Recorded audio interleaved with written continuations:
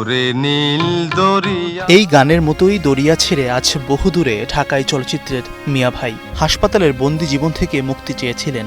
অসুস্থতার সঙ্গে লড়াই করতে করতে ক্লান্ত নায়ক ফারুক আকুতি জানিয়েছিলেন হাসপাতাল ছাড়ার। চেয়েছিলেন প্রিয় প্রাঙ্গণ এফডিসিতে ফিরতে, তবে এসেছিলেন নিথর দেহে।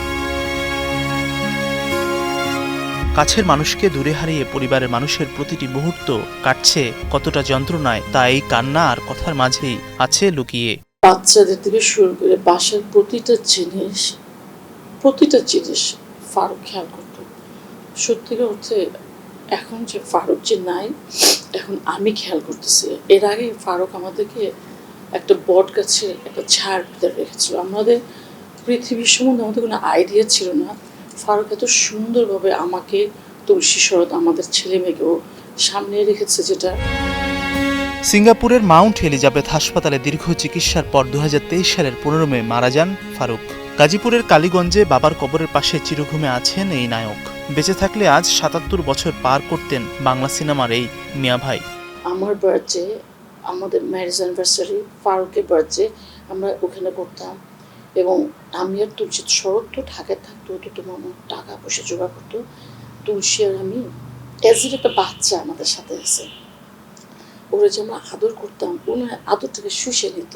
মানে এখন বুঝি যে মানে ও একদম চোখটা বন্ধ করে ফেলতো, আমি সারাক্ষণ গালে চুমো দিতাম।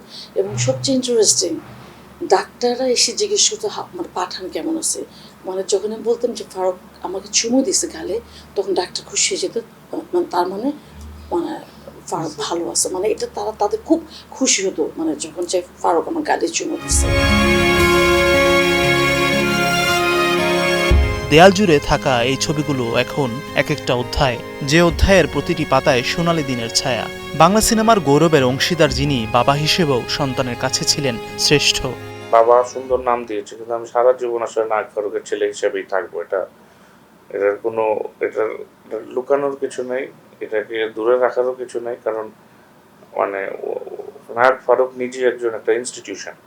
ওনার যে কর্ম, ওনার যে কাজ, ওনার যে লেগেসি, তো সেটা মনে করেন আমি দুনিয়ার সবচেয়ে প্রাউড এবং আমি মনে করি সৌভাগ্যবান একটা ছেলে যে আমার বাবা নায়ক ফারুক, এটা আমি বলতে পারি।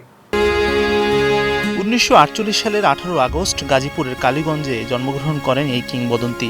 পুরো নাম আকবর হোসেন পাঠান দুলু। পুরান ঢাকায় বেড়ে ওঠা ফারুক ছিলেন একজন মুক্তিযোদ্ধা, অভিনেতা, প্রযোজক ও রাজনীতিবিদ। লাঠিয়াল, সুজন সখী, সারেং বউ, মিয়া ভাই, গোলাপি, এখন ট্রেনে ছাড়াও ক্যারিয়ারে শতাধিক সিনেমায় অভিনয় করেছেন ফারুক। চলচ্চিত্রে অবদানের জন্য 2016 সালে পেয়েছেন জাতীয় চলচ্চিত্র পুরস্কারে আজীবন সম্মাননা। Mazharul Islam Tamim, star news.